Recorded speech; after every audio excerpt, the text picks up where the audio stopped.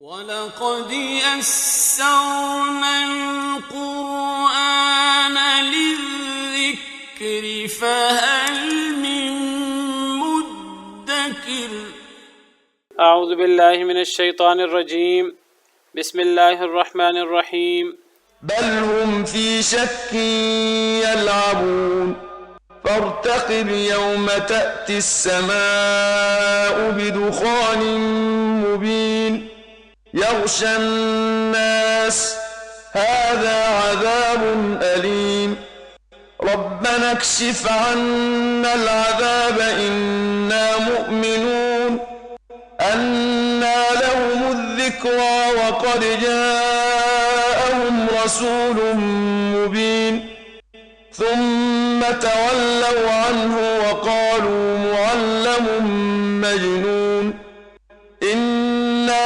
كاشف العذاب قليلا إنكم عائدون يوم نبطش البطشة الكبرى إنا منتقمون اعوذ باللہ من الشیطان الرجیم بسم اللہ الرحمن الرحیم بل ہم فی شک یلعبون بلکہ وہ شک میں کھیل رہے ہیں۔ قریش مکہ مراد ہیں۔ پچھلی آیات کریمہ میں سورہ دخان کے شروع میں اللہ رب العالمین نے قرآن کریم کا ذکر فرمایا ہے اور یہ بتایا ہے کہ اللہ نے قرآن کریم کو کب نازل فرمایا، مبارک رات میں، لیلۃ القدر میں، جو رمضان المبارک کی ایک رات ہے، آخری عشرے کی طاق راتوں میں سے۔ اور ہم کل پڑھ چکے ہیں حدیث مبارکہ میں کہ یہ کون سی رات تھی؟ یہ 25ویں رات تھی۔ صحف ابراہیم یکم رمضان کو اور تورات 7 رمضان کو اور انجیل 14 کو اور قرآن کریم 25 رمضان کو رات کو نازل ہوا۔ اور یہ دن کون سا تھا؟ یہ اتوار اور پیر کی درمیانی رات تھی۔ صحیح مسلم میں ہے کہ نبی کریم صلی اللہ علیہ وسلم سے سوال ہوا کہ آپ پیر کو روزہ رکھتے ہیں کیوں؟ آپ نے فرمایا کہ میں اس دن پیدا ہوا، آپ کے فرمان کا مفہوم ہے، میں اس دن پیدا ہوا اور اس دن مجھ پر وحی نازل ہوئی۔ یعنی پیر کے دن نبی کریم صلی اللہ علیہ وسلم اس دنیا میں تشریف لائے ہیں، آپ پیدا ہوئے ہیں اور پیر کے دن ہی آپ پر وحی کا نزول ہوا ہے، اور وہ دن نہیں تھا، وہ رات تھی۔ تو اس دن نبی کریم صلی اللہ علیہ وسلم پر نبوت کی ابتدا ہوئی ہے۔ تو ہمیں دیگر نصوص سے پتہ ہے کہ وہ رات کو ہوئی ہے، تو وہ گویا کہ رات تھی پیر کی، اور جو رات ہے وہ پہلے آتی ہے، گویا کہ اتوار اور پیر کی درمیانی رات تھی جب نبی کریم صلی اللہ علیہ وسلم کی جب حضرت جبریل امین علیہ السلام آئے پہلی مرتبہ آپ کے پاس تو آپ نبی بن گئے، اگرچہ اس سے پہلے نبوت کے بارے میں آپ کو تیار کیا جا رہا تھا، کچھ خواب وغیرہ آپ کو جو ہیں وہ نظر آئے، بچپن میں آپ کا سینہ مبارک چاک کیا گیا، اس قسم کی چیزیں موجود تھیں، لیکن نبی آپ بنے ہیں قرآن کریم کی پہلی وحی سے غار حرا میں۔ تو میں ذکر کر رہا تھا کہ پچھلی آیات میں قرآن کریم کا ذکر ہے، قرآن کریم کے نزول کا، اور اللہ تعالیٰ تعجب کرتے ہوئے فرماتے ہیں کہ قرآن سے بڑا حق کیا ہو سکتا ہے، قرآن سے بڑی حقیقت کیا ہو سکتی ہے، اس سے بڑی رحمت کیا ہو سکتی ہے۔ لیکن عجیب بات یہ ہے کہ لوگوں کے پاس سب سے بڑا سچ، سب سے بڑا حق موجود ہو، اس کے باوجود لوگ شک و شبہات میں ٹامک ٹوئیاں مار رہے ہوں۔ تو اللہ فرماتے ہیں بل ہم فی شک یلعبون، بلکہ یہ لوگ شک میں اپنے کھیل کود میں لگے ہوئے ہیں، شکوک و شبہات کا شکار ہیں، پتہ نہیں یہ نبی سچا ہے کہ نہیں، یہ دعویٰ کرتا ہے مجھ پر وحی اتری ہے، مجھ پر قرآن اترا ہے اللہ کی طرف سے، پتہ نہیں یہ صحیح ہے کہ نہیں۔ حق ان کے پاس آ چکا ہے اور یہ اتنے بے وقوف ہیں کہ حق آ چکا ہے جس سے بڑا حق کوئی نہیں ہے، اور یہ اپنے شکوک و شبہات کا شکار ہیں، بلکہ یہ شک میں یلعبون کھیل رہے ہیں۔ کھیلنے سے مراد فضول کاموں میں لگے ہوئے ہیں، اپنے مقصد زندگی سے ہٹ کر دنیا داری میں، عیش و عشرت میں، کھیل کود میں، اپنی خوش گپیوں میں لگے ہوئے ہیں اور شک و شبہات کا شکار ہیں، حالانکہ ان کے پاس حق آ چکا ہے۔ بل جاءہم بالحق واکثرهم للحق کارہون، بلکہ ان کے پاس وہ حق لے آئے نبی، لیکن ان میں سے اکثر حق کو ناپسند کرنے والے ہیں۔ تو حق ان کے پاس آ گیا ہوا ہے قرآن، لیکن ایسی بد نصیبی ہے ان کی کہ یہ شکوک و شبہات میں، اپنے کھیل کود میں مگن ہیں۔ فرتقب، پس انتظار کیجئے اے اللہ کے نبی صلی اللہ علیہ وسلم، یوم تأتی السماء بدخان مبین، جس دن لائے گا آسمان واضح دھواں۔ ایک بہت ڈانٹ کا انداز ہے، بہت بڑی دھمکی ہے جس نے لازماً پورا ہو کر رہنا ہے۔ فرمایا کہ یہ شکوک و شبہات کا شکار ہیں تو رہیں، اگر یہ اپنی اصلاح نہیں کرتے، اگر یہ اپنے مقصد زندگی کو نہیں پہچانتے، اگر یہ اپنے رسول پر ایمان نہیں لاتے، حالانکہ ان کو پتہ ہے کہ وہ صادق اور امین ہیں، سچے ہیں، امانت دار ہیں، کبھی انہوں نے جھوٹ نہیں بولا، تو پھر بھی یہ شکوک و شبہات کا شکار ہیں دنیاوی مفادات کے لیے، اس لیے کہ وہ اس چیز کی مخالفت کرتے ہیں جس پر یہ اور ان کے باپ دادا عمل پیرا ہیں۔ یہ اس لیے نبی کی بات کو نہیں مان رہے، نبی کو اللہ کا نبی تسلیم نہیں کر رہے، نبی پر اترنے والی وحی کو وحی تسلیم نہیں کر رہے، شکوک و شبہات کا شکار ہیں۔ اگر یہ شکوک و شبہات کا شکار رہنا چاہتے ہیں، حالانکہ ان کے پاس حق آ چکا ہے، یہ اگر نہیں ماننا چاہتے تو نہ مانیں۔ اے نبی صلی اللہ علیہ وسلم، آپ انتظار کیجئے کہ عنقریب آسمان ایک واضح دھواں لائے گا، یغش الناس، وہ ڈھانپ لے گا لوگوں کو وہ دھواں۔ ابھی میں وضاحت کرتا ہوں دھوئیں سے کیا مراد ہے۔ آپ انتظار کیجئے اس دن کا کہ جس دن آسمان ایک واضح دھواں لائے گا اور وہ دھواں لوگوں کو ڈھانپ لے گا۔ دخان دھوئیں کو کہتے ہیں، اس سورت کا نام بھی دخان ہے، اسی وجہ سے اس کا نام دخان رکھا گیا۔ وہ اتنا خوفناک عذاب ہوگا کہ وہ لوگوں کو ڈھانپ لے گا، سب لوگوں کو۔ ھذا عذاب علیم، یہ تو بڑا ہی دردناک عذاب ہے۔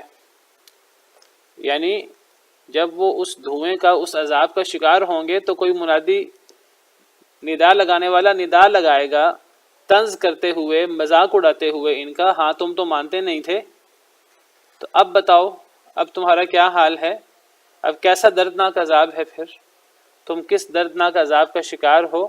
تو ایک ندا لگانے والا، وہ تو خود عذاب میں ہوں گے، ان سے بڑھ کر کس کو پتا ہوگا کہ یہ دردناک عذاب ہے۔ تو ایک ندا لگانے والا ندا لگائے گا مذاق اڑاتے ہوئے کہ ھذا عذاب علیم، یہ بڑا دردناک عذاب ہے۔ یا مفسرین کہتے ہیں کہ یہ ایک دوسرے کو کہیں گے کہ یہ بڑا ہی دردناک عذاب ہے۔ ربنا اکشف عنا العذاب انا مؤمنون، کیا کہیں گے؟ کہیں گے اے ہمارے رب، اکشف عنا العذاب، کھول دے ہم سے عذاب کو، انا مؤمنون، بے شک ہم ایمان لے آتے ہیں۔ اے اللہ تعالیٰ ہم سے غلطی ہو گئی، ہمیں معاف کر دے، بس ہمیں تھوڑی سی مہلت دے دے۔ یہ وہی انداز ہمیشہ سے مجرموں کا، کافروں کا، کہ اپنے لہو و لعب میں مشغول رہتے ہیں، اللہ کی باتوں پر کان نہیں دھرتے، اللہ تعالیٰ کی طرف سے دھمکیاں آتی ہیں، اللہ کی طرف سے سخت وعید آتی ہے، لیکن یہ کان نہیں دھرتے، اور جب اللہ کا عذاب آتا ہے تو یہ دہائیاں دینا شروع ہو جاتے ہیں۔ میں بھی ذکر کرتا ہوں، تو یہ اس وقت دہائیاں دیں گے کہ اے اللہ تعالیٰ ہم سے عذاب دور کر دے، ہمیں دوبارہ مہلت دے دے۔ ہم ایمان لے آتے ہیں، مرتے وقت بھی یہ دہائیاں دیں گے۔ حتی اذا جاء احدهم الموت قال رب ارجعون، جب ان میں سے کسی ایک کو موت آتی ہے تو وہ کہتا ہے کہ اے ہمارے رب، اے میرے رب مجھے لٹا دیں، لعلی اعمل صالحا، تاکہ میں نیک عمل کروں۔ مرتے وقت بھی دہائیاں دیتے ہیں، دیں گے کافر لوگ، قیامت کے دن بھی کافر لوگ دہائیاں دیں گے، اے اللہ تعالیٰ دنیا میں ایک دفعہ بھیج دے۔ ان عذابوں کے وقت بھی دہائیاں دیں گے، اے اللہ تعالیٰ یہ ایک دفعہ عذاب ہم سے دور کر دے، ہم تو ایمان لے آئیں گے۔ فرعون کی قوم بھی یہی کام کرتی رہی، کبھی طوفان، کبھی ٹڈیاں، کبھی جوئیں، کبھی خون، کبھی مینڈک، مختلف عذاب آئے۔ جب بھی عذاب آیا حضرت موسیٰ سے کہتے تھے کہ اے موسیٰ اپنے رب کو پکارو کہ ہم سے اس عذاب کو دور کر دے، ہم ایمان لے آئیں گے، بنی اسرائیل کو بھی بھیج دیں گے۔ جب اللہ تعالیٰ عذاب دور کر دیتے تو دوبارہ اپنے پرانے روش پر، پرانے طور طریقے پر برقرار ہو جاتے۔ تو یہی طریقہ کار ہمیشہ سے مجرموں کا رہا ہے کہ جب کوئی مصیبت آتی ہے تو اس وقت دعائیاں دینا شروع کر دیتے ہیں، وہ بھی جھوٹے وعدے۔ اے ہمارے رب کھول دے ہم سے عذاب کو، بے شک ہم تو ایمان لانے والے ہیں۔ انا لہم الذکر، کہاں سے ہوگی ان کے لیے نصیحت؟ اب عذاب آ گیا ہے، اب نصیحت کہاں سے؟ اب تو کوئی نصیحت نہیں مل سکتی، نصیحت تو ہوتی ہے عذاب آنے سے پہلے پہلے، کہاں سے ہوگی ان کے لیے نصیحت؟ وقد جاءہم رسول مبین، تحقیق آ چکا ہے ان کے پاس واضح رسول، رسول آ گیا، رسول کی بات کو نہیں مانا، رسول کو اللہ کا نبی تسلیم نہیں کیا، رسول پر اترنے والی وحی کو نہیں مانا، قرآن کو نہیں مانا، رسول کی حدیث کو نہیں مانا، اب یہ کس کو مانیں گے؟ اب یہ کس بات کی دہائیاں دے رہے ہیں؟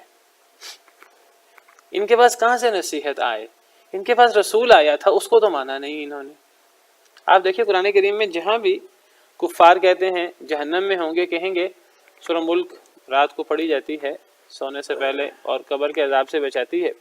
سورہ ملک میں بھی اللہ تعالیٰ فرماتے ہیں کہ کلما القی فیہا فوج سألہم خزنتہا الم یأتکم نذیر، جب بھی کوئی ایک جماعت ڈالی جائے گی جہنم میں تو جہنم کے دروغے ان سے پوچھیں گے کہ کیا تمہارے پاس ڈرانے والا نہیں آیا تھا؟ قالوا بلا قد جاءنا نذیر، وہ کہیں گے ہمارے پاس ڈرانے والا آیا تھا، فکذبنا وقلنا ما نزل اللہ من شیء، ہم نے جھٹلا دیا۔ تو اللہ تعالیٰ فرماتے ہیں کہ تم اب دہائیاں دے رہے ہو عذاب کے وقت، موت کے وقت تم دہائیاں دے رہے ہو، تمہارے پاس زندگی میں نبی نہیں آیا، رسول نہیں آیا، تم نے کیوں نہیں مانا؟ تو رسول کو نہ ماننا اپنی زندگی میں اور پھر عذاب کے وقت، موت کے وقت ماننے کا دعویٰ کرنا، یہ قابل قبول نہیں ہے اللہ کے ہاں۔ جی، سورہ سجدہ کا ذکر بھی ہے رات کو، سورہ ملک کا ذکر بھی ہے، سورہ سجدہ کا ذکر بھی ہے، بعض احادیث میں سورہ بنی اسرائیل کا ذکر بھی ہے، بعض میں سورہ زمر کا ذکر بھی ہے۔ مختلف صورتیں ہیں، ہر صورت کے اپنی اپنی فضیلتیں ہیں۔ میں ابھی ذکر کرتا ہوں، بس یہ 2 آیتیں اور پڑھ لیں۔ تو جب ان کے اوپر دخان آئے گا، دھواں آئے گا، تو یہ کہیں گے کہ اے اللہ تعالیٰ ہم سے عذاب کو دور کر دے، ہم ایمان لانے والے ہیں۔ تو جواب ملے گا انا لہم الذکر، کہاں سے تمہارے لیے نصیحت ہو سکتی ہے؟ وقد جاءہم رسول مبین، تحقیق تمہارے پاس واضح کرنے والا رسول آ گیا تھا، نبی کریم صلی اللہ علیہ وسلم، تم نے نہیں مانا، اب تم کس بات کی دہائی دے رہے ہو؟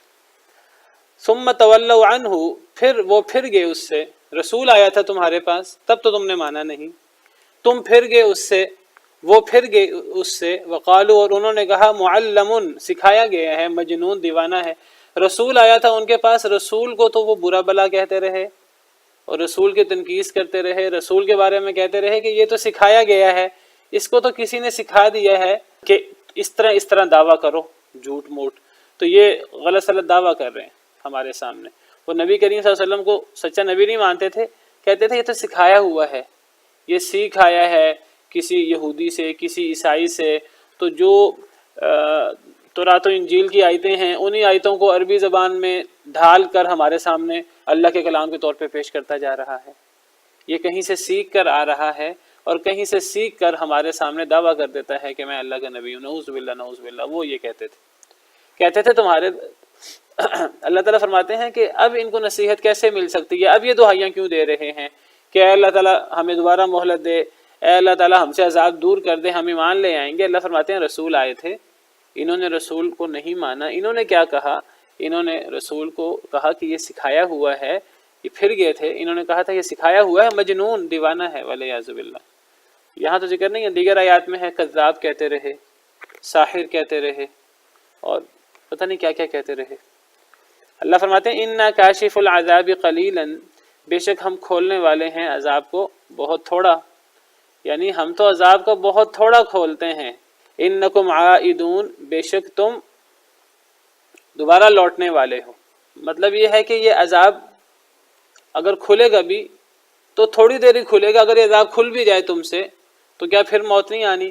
پھر موت آنی ہے، اور پھر موت کے بعد قبر، اور قبر کے بعد پھر جہنم کا عذاب۔ بے شک ہم کھولنے والے ہیں عذاب کو بہت تھوڑا۔ انکم عائدون، بے شک تم لوٹنے والے ہو، دوبارہ تم اسی عذاب میں لوٹو گے جو حقیقی عذاب ہوگا، قبر کا اور پھر حشر کا اور جہنم کا، اگر تم اپنی اسی روش پہ برقرار رہے۔ کس دن؟ یوم نبطش البطشۃ الکبریٰ، جس دن ہم پکڑ کریں گے بڑی پکڑ، اس دن۔ کیا مطلب؟ اگر ہم نے یہ عذاب کھول بھی دیا تو اگر تم اسی روش پہ برقرار رہے تو پھر دوبارہ تم لوٹو گے اسی عذاب میں، اور پھر وہ عذاب، یہ تو پھر ہلکا عذاب ہے، تمہارے نزدیک یہ بڑا سخت عذاب ہے، یہ بھی ہلکا عذاب ہے، تم دوبارہ لوٹو گے، اب ایسے دن میں تم لوٹو گے جس دن ہم تمہاری پکڑ کریں گے جو بہت بڑی پکڑ ہوگی، وہ اس پکڑ کی طرح بھی نہیں ہوگی، یہ ہلکی ہے اس کے مقابلے میں، وہ اس سے بھی بڑی پکڑ ہوگی۔ انا منتقمون، بے شک ہم تو انتقام لینے والے ہیں۔ یہ آیات جو ہیں یہ دھوئیں کے بارے میں ہیں۔ یہ دھوئیں سے مراد کیا ہے؟ سیدنا ابن مسعود رضی اللہ عنہ وارضاہ، بہت بڑے مفسر، بہت بڑے فقی، صحابہ کرام میں سے السابقون الاولون، کہتے ہیں چھٹے نمبر پہ مسلمان ہوئے، تو بڑا مقام ہے ان کا صحابہ کرام میں، تفسیر میں بھی ان کا بڑا مقام ہے اور فقہ میں بھی بڑا مقام ہے۔ ان کا کہنا یہ ہے کہ یہاں دھوئیں سے مراد وہ عذاب ہے جو قریش مکہ پر مکہ مکرمہ میں آ گیا۔ یہ آیات اس عذاب سے پہلے اتری تھی، اور جب انہوں نے نبی کریم صلی اللہ علیہ وسلم کو بہت ہی زیادہ تکلیفیں دیں اور آپ کو زیادہ ہی تنگ کیا، تو یہ نبی صلی اللہ علیہ وسلم نے ان کے بارے میں بد دعا فرمائی کہ اے اللہ تعالیٰ ان پر اسی طرح کا قحط نازل کر جس طرح آپ نے حضرت یوسف علیہ السلام کی قوم پر قحط نازل کیا تھا۔ تو اے اللہ تعالیٰ ان پر 7 سال اس طرح قحط نازل کر جس طرح آپ نے حضرت یوسف کی قوم پر 7 سال قحط نازل کیا تھا۔ آپ کو پتا تھا یوسف کی قوم پر 7 سال کے لیے قحط آیا تھا، تو پھر اس قوم پر 7 سال قحط آیا، کفار مکہ پر، قریش مکہ پر، جب انہوں نے نبی صلی اللہ علیہ وسلم کی زیادہ مخالفت کی، ان پر قحط آیا، اور قحط میں سارا جو ان کا ذخیرہ وغیرہ تھا اور کھانے پینے کی چیزیں، یہ چیزیں ختم ہو گئیں اور قحط پڑ گیا، اور یہ لوگ جو ہیں وہ کھانے پینے کو کچھ بھی نہیں تھا، یہ مردار کھانے پر مجبور ہو گئے اور چمڑا اور اس قسم کی چیزیں کھانے پر مجبور ہو گئے، اور پھر بھی ان کی بھوک نہیں مٹتی تھی، درخت کی چھالیں اور اس قسم کی چیزیں کھاتے تھے، اور اتنی تکلیف میں یہ ہوتے تھے بھوک کے مارے کہ جب یہ آسمان کو دیکھتے تھے تو انہیں آسمان پہ نظر ہی کچھ نہیں آتا تھا بھوک کی وجہ سے، انہیں آسمان میں دھواں نظر آتا تھا۔ یہ ہے سیدنا عبداللہ بن مسعود کی رائے۔ یہ بات تو طے ہے، صحیح بخاری وغیرہ کی روایات میں ہے کہ کفار مکہ پر یہ قحط پڑا تھا، جس طرح حضرت یوسف کی قوم پر قحط پڑا تھا، اس طرح کفار مکہ پر قحط پڑا تھا۔ نبی صلی اللہ علیہ وسلم نے کفار مکہ کے بارے میں بد دعا فرمائی تھی، جب انہوں نے آپ کو زیادہ جب تنگ کیا اور زیادہ جو ہے وہ آپ کو برا بلا کہا اور آپ کو تکلیفیں پہنچائی، تو آپ نے بد دعا فرمائی کفار مکہ کے لیے، تو ان پر قحط پڑا تھا۔ سیدنا ابن مسعود رضی اللہ عنہ فرماتے ہیں کہ پس انتظار کریں، یہ جو فرتقب یوم تأتی السماء بدخان مبین، کہ اے نبی یہ تو شک میں ہیں، یہ آپ پر ایمان نہیں لاتے، آپ انتظار کیجئے اس دن کا جس دن آسمان واضح دھواں لائے گا۔ حضرت ابن مسعود کہتے ہیں وہ جو مکہ مکرمہ میں دھواں آیا ان آیات کے اترنے کے بعد، جو آ چکا ہے مکی دور میں، ابھی نبی صلی اللہ علیہ وسلم نے ہجرت نہیں فرمائی تھی مدینہ منورہ میں، تو مکہ مکرمہ میں یہ دھواں نظر آتا تھا۔ یہ کیسے دھواں نظر آتا تھا؟ یہ قحط سالی میں بھوک کی وجہ سے کفار مکہ کو آسمان پہ دھواں نظر آتا تھا۔ تو حضرت ابن مسعود رضی اللہ عنہ کے نزدیک یہاں دھوئیں سے مراد یہ قحط سالی کے دور میں آسمان پہ نظر آنے والا دھواں ہے، بھوک کی وجہ سے، یہ وہ دھواں مراد ہے حضرت عبداللہ بن مسعود کی تفسیر کے مطابق۔ یہ قحط سالی تو سب صحابہ کرام نے اس کو ذکر کیا ہے، بہت سارے صحابہ کرام نے، یہ قحط سالی تو ہوئی ہے، لیکن کیا ان آیت کریمہ سے مراد یہ ہے؟ حضرت عبداللہ بن مسعود کے مطابق ان آیت کریمہ سے مراد یہ ہے،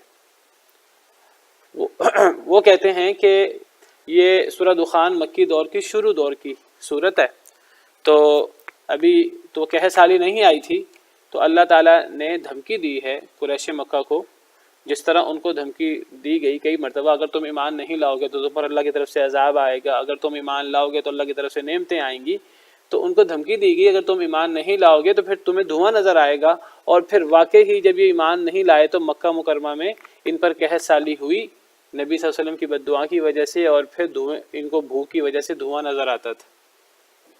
یہ تفسیر ہے کس کی؟ حضرت عبداللہ بن مسعود کی۔ امام ابن جریر طبری نے بھی اسی کو اختیار کیا ہے، اسی کو ترجیح دی ہے، جو سب سے بڑی تفسیر ہے، تفسیر طبری، امام ابن جریر طبری نے بھی اسی کو ترجیح دی ہے۔ تو ان کی تفسیر کے مطابق معنی کیا ہے؟ وہ کہتے ہیں بل ہم فی شک یلعبون، بلکہ یہ لوگ شک میں کھیل رہے ہیں۔ فرتقب، اے نبی آپ انتظار کیجئے اس دن کا جس دن آسمان واضح دھواں لائے گا۔ اس دھوئیں سے مراد وہ کہتے ہیں یہ وہ قحط سالی ہے جو کچھ عرصے کے بعد ان پر آئی، جب یہ اپنی اس روش پہ برقرار رہے۔ یغش الناس، وہ دھواں لوگوں کو ڈھانپ لے گا۔ ھذا عذاب علیم، یہ دردناک عذاب ہے۔ تو یہ جب قحط سالی آئے گی تو یہ کہیں گے ربنا اکشف عنا العذاب انا مؤمنون، کہ اے اللہ تعالیٰ ہم سے عذاب کو دور کر دے، ہم تو ایمان والے ہیں۔ اس وقت یہ دعائیاں دیں گے اللہ تعالیٰ کو، تو اللہ تعالیٰ پھر اس وقت ان کو جواب ملے گا انا لہم الذکریٰ، کہاں سے تمہارے لیے نصیحت ہو، تمہارے پاس واضح رسول آیا تھا۔ ثم تولوا عنہ، ان کے پاس واضح رسول آیا تھا، ان کو نصیحت کہاں سے ملے؟ پھر یہ پھر گئے رسول سے، اور انہوں نے رسول کے بارے میں کہا کہ وہ سکھلایا ہوا ہے، مجنون ہے۔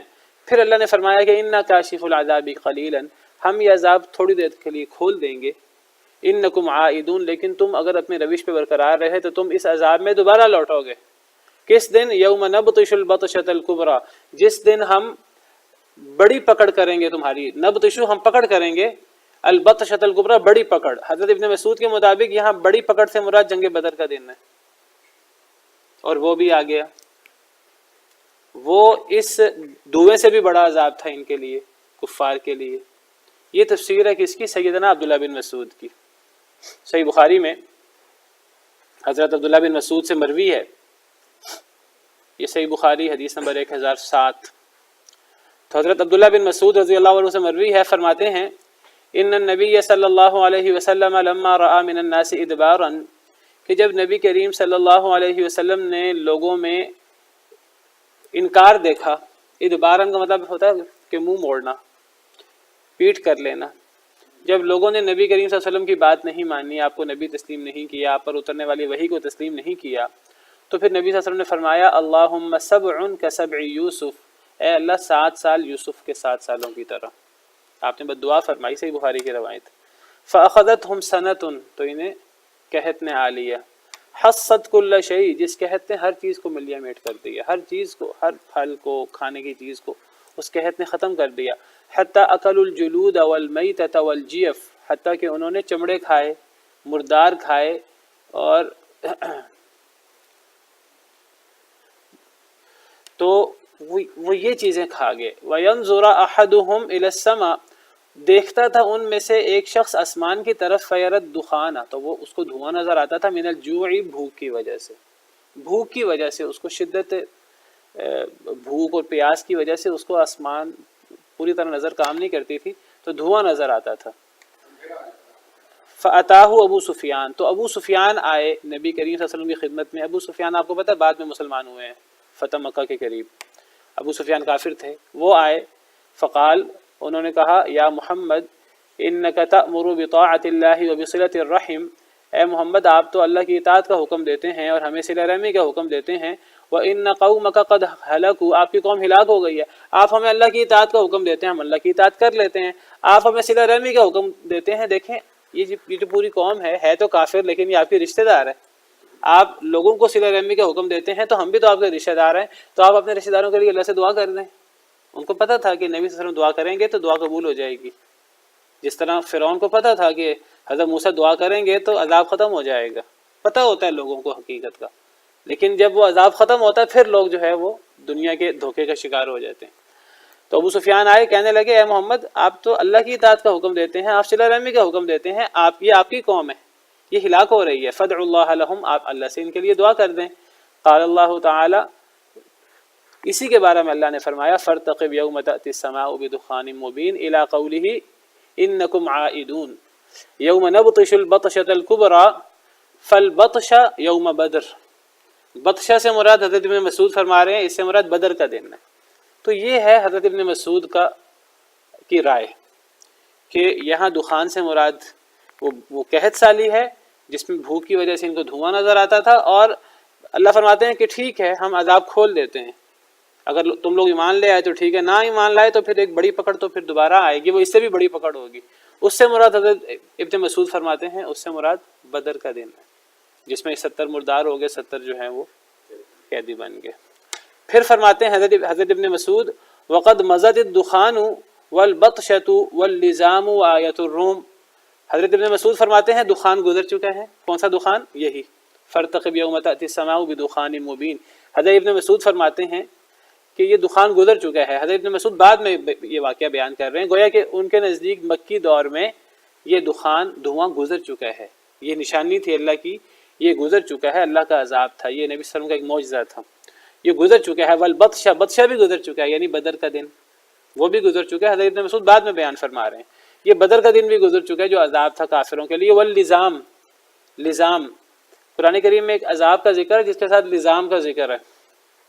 حضرت ابن مسعود فرماتے ہیں کہ وہ جو لزام ہے وہ بھی گزر چکا ہے. وہ لزام کیا ہے؟ فقد کذبتم فسوف یکون لزاما، تم نے جھٹلایا ہے، ان قریب چمٹنے والا عذاب آئے گا. تم جھٹلا چکے ہو تو جو جھٹلاتا ہے فسوف یکون لزاما، ان قریب لزام ہوگا. لزام سے مراد عذاب ہے یا عذاب کی صفت ہے. ان قریب ایسا عذاب آئے گا جو چمٹ جائے گا. تو حضرت ابن مسعود فرماتے ہیں یہ لزام بھی گزر چکا ہے. یہ لزام سے مراد بھی کوئی ایسا عذاب ہے، کوئی ایسی پکڑ ہے جو آ چکی ہے. اور حضرت ابن مسعود فرماتے ہیں وآیت الروم، اور روم کی آیت بھی گزر چکی ہے. روم کی آیت سے مراد کیا ہے؟ الف لام میم غلبت الروم فی ادنی الارض وهم من بعد غلبهم سیغلبون فی بضع سنین، چند سالوں بعد یہ غالب آ جائیں گے. حضرت ابن مسعود فرماتے ہیں یہ بھی گزر چکا ہے. یہ ساری نشانیاں ہیں، معجزے ہیں نبی صلی اللہ علیہ وسلم کے، یہ سب گزر چکے ہیں. یہ سیدنا ابن مسعود رضی اللہ عنہ کی تفسیر ہے. ان کے مطابق یہ دخان والی نشانی گزر چکی ہے اور بطشہ بھی گزر چکا ہے، جنگ بدر، اور لزام بھی گزر چکا ہے، اور روم والی آیت بھی گزر چکی ہے. یعنی وہ جو سورہ روم میں اللہ نے وعدہ کیا تھا کہ ابھی تو ایرانی غالب آ گئے ہیں اور رومی مغلوب ہو گئے ہیں، اللہ نے فرمایا تھا کہ چند سالوں میں رومی غالب آ جائیں گے. تو حضرت ابن مسعود فرماتے ہیں کہ وہ بات بھی گزر چکی ہے، رومی غالب آ چکے ہیں. وہ جنگ بدر کے دن رومی بھی غالب آ گئے تھے، یہاں مسلمان غالب آئے تھے، وہاں سے رومی غالب آئے تھے. تو اللہ کا وہ وعدہ بھی پورا ہو گیا. یہ سارے قرآن کے معجزے ہیں، نبی صلی اللہ علیہ وسلم کے معجزے ہیں یہ سارے. حضرت ابن مسعود فرماتے ہیں یہ سارے معجزے پورے ہو چکے ہیں. وعلیکم السلام ورحمۃ اللہ وبرکاتہ. جی یہ کہت رہا کافی عرصہ. پھر نبی صلی اللہ علیہ وسلم سے کہا گیا کہ آپ اپنی قوم کے لیے، حضرت ابو سفیان جو بعد میں مسلمان ہوئے وہ آئے، دیگر لوگ آئے کہ اے اللہ کے نبی صلی اللہ علیہ وسلم آپ ان کے لیے دعا کریں. آپ نے دعا کی تو بارش ہو گئی، قحط سالی دور ہو گئی. لیکن اللہ نے فرمایا انا کاشف العذاب قلیلا انکم عائدون، ہم نے جو عذاب کھولا ہے ہم نے دائمی نہیں کھول دیا، ہم تو تھوڑا سا عذاب کھولتے ہیں، دوبارہ یہی حالت ہو جائے گی، دوبارہ یہ عذاب آ جائے گا بدر کے دن یا قیامت کے دن. اللہ نے وقتی طور پہ عذاب کھول دیا. یہ پہلی تفسیر کے مطابق. دوسری تفسیر یہ ہے کہ فارتقب یوم تأتی السماء بدخان مبین، پس انتظار کیجیے اے اللہ کے نبی صلی اللہ علیہ وسلم اس دن کا جس دن آسمان لائے گا واضح دھواں. دوسری تفسیر حضرت ابن عباس اور دیگر صحابہ کرام رضوان اللہ علیہم اجمعین سے وہ فرماتے ہیں کہ یہ قیامت کی نشانیوں میں سے ایک نشانی ہے جو قیامت کی بڑی نشانیوں میں سے ہے، دھواں. یہ دھواں قرب قیامت آئے گا. یہ بات یاد رکھیے کہ اللہ تعالیٰ نے قیامت کا علم کسی کو بھی نہیں دیا. قیامت کا علم اگر ہے تو صرف اللہ وحدہ لا شریک کے پاس ہے. ان اللہ عندہ علم الساعہ، بے شک اللہ کے پاس ہی قیامت کا علم ہے اور کسی کے پاس قیامت کا علم نہیں ہے. لا یعلمها الا هو، جسے اللہ کے علاوہ کوئی نہیں جانتا. اللہ نے قیامت کا علم تو مخفی کر دیا، کسی کو نہیں بتایا، نہ کسی فرشتے کو، نہ کسی انسان کو، اور نہ کسی ولی کو، نہ کسی صحابی کو. کسی کو بھی نہیں پتہ قیامت جو ہے وہ کب واقع ہوگی. جس فرشتے نے سور پھونکنا ہے اس کو بھی نہیں پتہ. اللہ کا حکم ہوگا تو وہ سور پھونک دے گا اور اللہ کے حکم سے قیامت واقع ہو جائے گی. نبی صلی اللہ علیہ وسلم کو بھی نہیں پتہ، جبریل کو بھی نہیں پتہ. لیکن اللہ تعالیٰ نے قیامت سے پہلے کچھ نشانیاں رکھ دی ہیں. ان نشانیوں سے پتہ لگتا ہے کہ قیامت قریب ہے.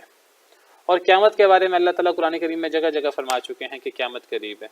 اقترب للناس حسابهم وهم في غفلة معرضون، لوگوں کا حساب بڑا نزدیک ہے اور لوگ غفلت میں ہیں. اقتربت الساعة وانشق القمر، قیامت قریب آ چکی ہے، چاند دو ٹکڑے ہو چکا ہے. یہ نشانی بھی گزر چکی ہے. چاند دو ٹکڑے ہونا یہ قیامت کی بڑی نشانی، قیامت کی نشانیوں میں سے ایک نشانی تھی، اور یہ نبی صلی اللہ علیہ وسلم کے دور میں ہو چکی ہے. آپ نے مبارک انگلی سے اشارہ کیا اور چاند دو ٹکڑے ہو گیا، ایک پہاڑ کے ادھر اور ایک پہاڑ کے ادھر. یہ نشانی بھی پوری ہو چکی ہے اور اللہ فرماتے ہیں قیامت نزدیک آ چکی ہے. تو قرآن کریم جگہ جگہ کہتا ہے کہ وما یدریک لعل الساعۃ تکون قریبا، آپ کو کیا معلوم کہ قیامت قریب ہے؟ تو قیامت کا ہمیں پتہ نہیں ایگزیکٹ کب ہوگی، ہے بہت قریب، یہ نہیں پتہ کب ہوگی۔ اللہ نے قیامت کی نشانیاں رکھی ہیں۔ جو قیامت کی نشانیاں ہیں ان کی دو قسمیں ہیں، ایک کو قیامت کی چھوٹی نشانیاں کہتے ہیں، اشراط الساعہ الصغریٰ، قیامت کی چھوٹی نشانیاں، اور ایک ہیں قیامت کی بڑی نشانیاں۔ قیامت کی چھوٹی نشانیاں یہ ایسی نشانیاں ہیں جو بہت زیادہ ہیں، جو سینکڑوں ہیں بلا مبالغہ۔ اتنی نشانیاں ہیں قرآن کریم میں، صحیح احادیث مبارکہ میں، کہ وہ 100 سے بھی اوپر ہے، سینکڑوں نشانیاں ہیں صحیح احادیث مبارکہ میں موجود ہیں، اور اس پہ پوری پوری کتابیں ہیں اس موضوع پر، قیامت کی نشانیاں۔ بہت ساری نشانیاں، میں اگر کہوں 50-60 سے اوپر نشانیاں پوری ہو چکی ہیں تو یہ مبالغہ نہیں ہوگا۔ بہت ساری نشانیاں قیامت کی پوری ہو چکی ہیں۔ نبی صلی اللہ علیہ وسلم کی بعثت جو ہے، آخری نبی کی بعثت ہی قیامت کی نشانیوں میں سے ایک نشانی ہے۔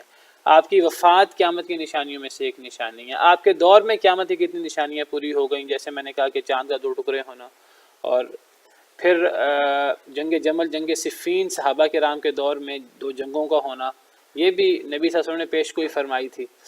آگ کا نکلنا، وہ آگ نکلی تھی، اور وہ نکلی دمشق وغیرہ کی سائڈ پر، اور اس کو مدینہ حجاز کے لوگوں نے جو ہے وہ آگ کے شعلے جو ہیں وہ بلند ہوتے دیکھے، نہیں حجاز میں آگ لگی، اور بصرہ کے لوگوں نے جو ہیں، بصرہ کے اونٹوں کی گردنیں روشن ہو گئیں۔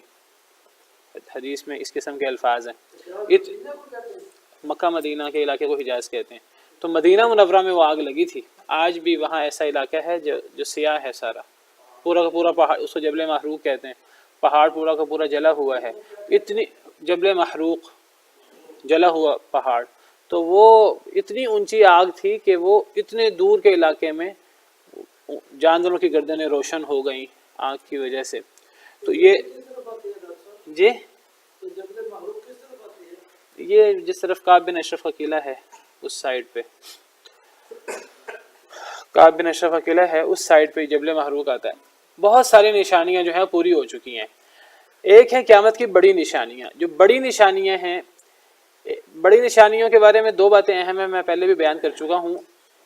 ایک تو وہ 10 نشانیاں ہیں، 10 نشانیاں حدیث میں آتا ہے، اور وہ قیامت کے بہت قریب ہیں، بہت زیادہ قریب ہیں، اور وہ جب ان میں سے ایک آ جائے گی نا تو دوسری اس کی بہت قریب ہوگی۔ ان نشانیوں میں وقفہ نہیں ہے۔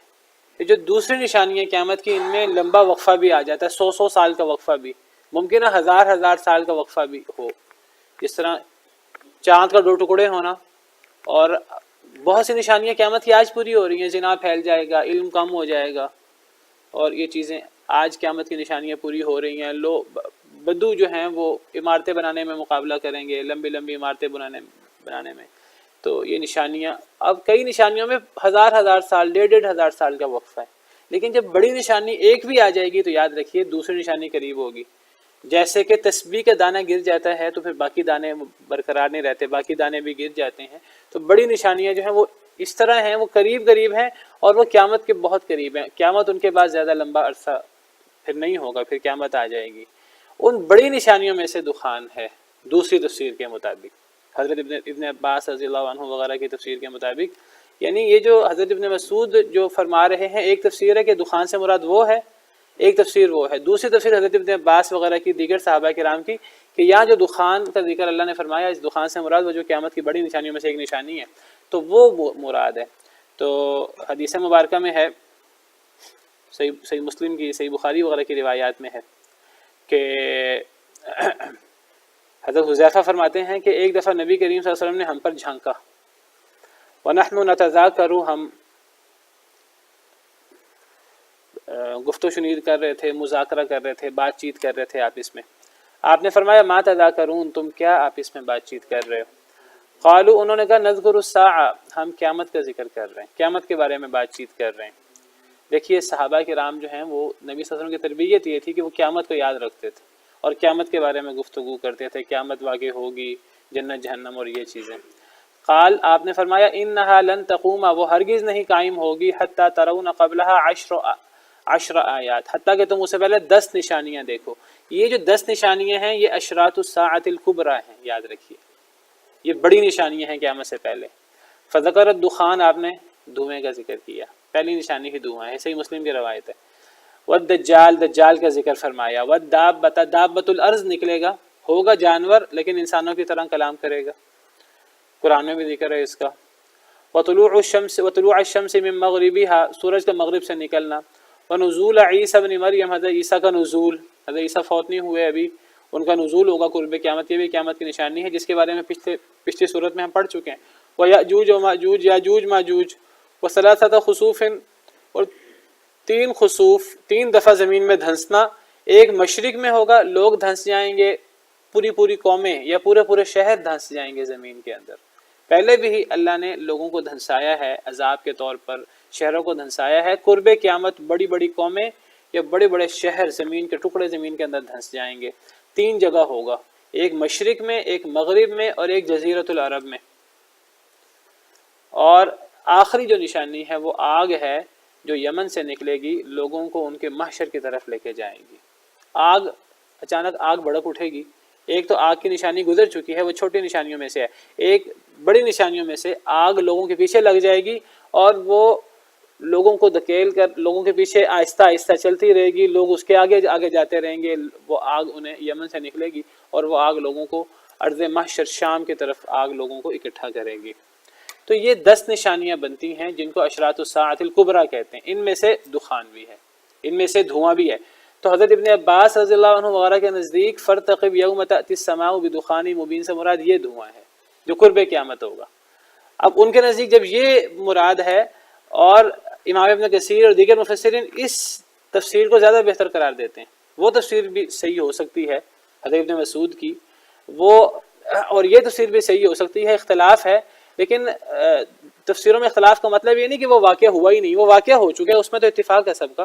لیکن اس دخان سے مراد وہ واقعہ ہے کہ یا قرب قیامت جو ہے وہ نشانی مراد ہے۔ حضرت ابن مسعود کے نزدیک یہ واقعہ گزر چکا ہے، حضرت ابن عباس کے نزدیک یہ واقعہ بعد میں آئے گا۔ امام ابن کثیر دیگر مفسرین حضرت ابن عباس کے رائے کو ترجیح دیتے ہیں، وہ کہتے ہیں یغش الناس، لوگوں کو ڈھانپ لے گا۔ کہتے ہیں کہ یہ جو دھواں ہے یہ لوگوں کو بالعموم لوگوں کو ڈھانپ لے گا۔ اگر وہ مراد لیں قریش مکہ والا، قریش مکہ تو سب لوگ نہیں ہیں، وہ تو لوگوں کی ایک قسم ہے چھوٹی سی۔ تو یہ جو دھواں آئے گا نا، یہ سب لوگوں کو ڈھانپے گا، مسلمانوں کو بھی ڈھانپے گا، کافروں کو بھی ڈھانپے گا۔ جتنے لوگ ہوں گے قرب قیامت سب کو یہ ڈھانپ لے گا۔ مسلمانوں کو کم تکلیف ہوگی اور کافروں کو اس کی بہت زیادہ تکلیف ہوگی۔ تو ھذا عذاب علیم، یہ دردناک عذاب ہے، کافروں کے لیے یہ دردناک عذاب ہے۔ اس وقت کافر کہیں گے اے اللہ تعالیٰ ہم سے عذاب کو دور کر دے، ہم ایمان لانے والے ہیں۔ تو ان سے کہا جائے گا اب کہاں سے نصیحت آئے گی، رسول آیا تھا تم نے مانا نہیں۔ اور پھر ان سے کہا جائے گا کہ اگر یہ عذاب کھول بھی دیا جائے تو تھوڑی دیر کے لیے ہم عذاب کھولیں گے، دائمی تو تم سے موت نہیں ٹلے گی، دوبارہ پھر موت آ جائے گی، قیامت آ جائے گی اور بڑا عذاب دوبارہ آ جائے گا۔ اس تفسیر کے مطابق یوم نبطش البطشۃ الکبریٰ سے مراد قیامت یا جہنم ہے۔ اس تفسیر کے مطابق، جس تفسیر کے مطابق یہاں دخان سے مراد قرب قیامت جو بڑی نشانی ہے وہ ہے، تو ان کے نزدیک یوم نبطش البطشۃ الکبریٰ سے مراد قیامت ہے یا پھر جو ہے وہ جہنم ہے، جو ایک بڑی مصیبت ہے جس کا کوئی بھی مقابلہ نہیں کر سکتا۔ تو یہ جو دخان ہے اس کے بارے میں بہت ساری احادیث ہیں، امام ابن کثیر نے کافی احادیث ذکر کی ہیں۔ میں ٹائم ختم ہو گیا ہے، بس 2 منٹ میں آپ کو میں حدیث بیان کر دوں۔ حضرت حذیفہ بن یمان سے مروی ہے، فرماتے ہیں نبی صلی اللہ علیہ وسلم نے فرمایا اول الآیات الدجال، پہلی نشانی دجال ہے۔ یہ پہلی نشانی سے مراد بڑی نشانیوں میں سے، چھوٹی چھوٹی نشانیاں گزر چکی ہیں، اور چھوٹی نشانیوں سے یہ نہ سمجھیے کہ وہ نشانیاں چھوٹی چھوٹی ہیں قابل ذکر نہیں ہیں، نہیں، وہ بڑی نشانی بھی ہو سکتی ہے جو گزر چکی ہے، لیکن وہ قرب قیامت ہونے کے اعتبار سے وہ قیامت سے کافی پہلے ہے۔ جو بڑی نشانی ہیں یہ قیامت کے بہت قریب ہیں۔ تو پہلی نشانی دجال، یعنی بڑی نشانیوں میں سے پہلی نشانی دجال۔ جو بڑی نشانی ہیں جو میں نے کہا مسلسل آئیں گی، ان میں سے سب سے پہلے دجال۔ اب آپ دیکھیں جو بڑی نشانیاں کتنی قریب ہیں، آپ دیکھیں 3 یا 4 نشانیاں ایک ہی زمانے کی ہیں، دجال اور حضرت عیسیٰ کا نزول اور یاجوج ماجوج ایک ہی زمانے کے ہیں۔ دجال کو کس نے قتل کرنا ہے؟ حضرت عیسیٰ نے۔ دجال کو کوئی اور قتل نہیں کر سکتا، حضرت عیسیٰ قتل کریں گے۔ گویا کہ دجال حضرت عیسیٰ کا زمانہ ایک ہی ہوا، اور آپ کو پتہ ہے یاجوج ماجوج نے حضرت عیسیٰ کے زمانے میں ہی آنا ہے، احادیث سے پتہ لگتا ہے۔ یاجوج ماجوج کا ذکر آئے گا تو میں اس کی بھی حدیث پیش کر دوں گا آپ کو۔ یاجوج ماجوج حضرت عیسیٰ کے زمانے میں نکلیں گے، حضرت عیسیٰ ایمان والوں کو لے کر کوہ طور پر چڑھ جائیں گے، یاجوج ماجوج تباہی پھیلا دیں گے، پھر حضرت عیسیٰ بد دعا کریں گے اللہ تعالیٰ سے، اور حضرت عیسیٰ کی بد دعا کے نتیجے میں اللہ تعالیٰ جو ہے وہ ان کے گردنوں میں گلٹیاں پیدا کریں گے اور یہ مر جائیں گے، ان کو کوئی ان کا دشمن نہیں ہلاک کرے گا، یہ ان گلٹیوں سے مر جائیں گے، پھر پوری زمین ان کی بدبو سے اٹھ جائے گی، پھر بڑے بڑے پرندے آئیں گے اونٹوں کی طرح کے، وہ ان کو اٹھا کر جو ہے زمین کو پاک صاف کر دیں گے اور ان کی لاشوں کو اٹھا کر لے جائیں گے۔ تو دیکھیں 3 نشانیاں ایک ہی تقریباً قریب کے زمانے میں ہیں، تو بڑی نشانیاں اس طرح ہیں۔ تو آپ نے فرمایا کہ پہلی نشانی دجال، ونزول عیسیٰ بن مریم، پھر اور نزول عیسیٰ بن مریم، اور وہ آگ جو نکلے گی عدن سے یعنی یمن سے، جو لوگوں کو گھسیٹے گی، لوگوں کے پیچھے پیچھے چلے گی، لوگوں کو دھکیل کر لے کے جائے گی محشر کی طرف۔ واللہ عالم۔ تقیل معہم اذا قالوا، جب لوگ تھک جائیں گے، اگر لوگ بیٹھ جائیں گے آرام کریں گے تو آگ بھی کچھ دیر کے لیے ٹھہر جائے گی، حدیث کے الفاظ ہیں۔ والدخان، اور دھواں۔ حضرت حذیفہ نے فرمایا اے اللہ کے رسول دھواں کیا ہے؟ تو فتلا رسول اللہ صلی اللہ علیہ وسلم الآیہ، تو نبی صلی اللہ علیہ وسلم نے یہ آیت پڑھی، یوم تأتی السماء بدخان مبین۔ اب دیکھیے اس سے پتہ لگا راجع بات حضرت ابن عباس والی بات زیادہ راجع ہے، کیونکہ نبی صلی اللہ علیہ وسلم نے اس آیت کریمہ میں دخان کا ذکر کیا قیامت کی نشانی کے طور پر، اور آپ نے دخان کا ذکر کر کے یہ آیت بھی پڑھی، اور پھر آپ نے فرمایا کہ یملأ ما بین المشرق والمغرب، یہ مشرق اور مغرب کے درمیان دھواں پھیل جائے گا، یہ ایک علاقے میں نہیں ہوگا۔ یمکث 40 یوما ولیلہ، یہ 40 رات اور 40 دن یہ رہے گا۔ اما المؤمن فیصیبہ منہ کہیئۃ الزکام، مومن کو زکام کی طرح اثر ہوگا۔ واما الکافر کمنزلۃ السکران، اور کافر وہ مدہوش شخص کی طرح تباہ حال ہوگا۔ یخرج من منخریہ واذنیہ ودبرہ، اور یہ دھواں کافر کے یہ جو نتنے ہیں اس سے نکلے گا، کانوں سے نکلے گا، پیٹھ سے نکلے گا، اور دوسری روایات میں ہے کہ یہ کافر اس کی وجہ سے پھول جائے گا بہت زیادہ، اور یہ بہت بڑا عذاب ہوگا کافر کے لیے۔ مسلمان کو یہ زکام کی طرح بہت ہلکا سا مسلمانوں کو یہ لگے گا۔ اور بھی احادیث وقت ختم ہو گئے ہیں، تو راجع قول واللہ عالم حضرت ابن عباس رضی اللہ عنہ وغیرہ کا کہ یہاں دخان سے مراد وہ قرب قیامت، جو قیامت کی بڑی نشانیوں میں سے نشانی ہے دھواں، وہ دھواں مراد ہے۔ واللہ تعالی عالم۔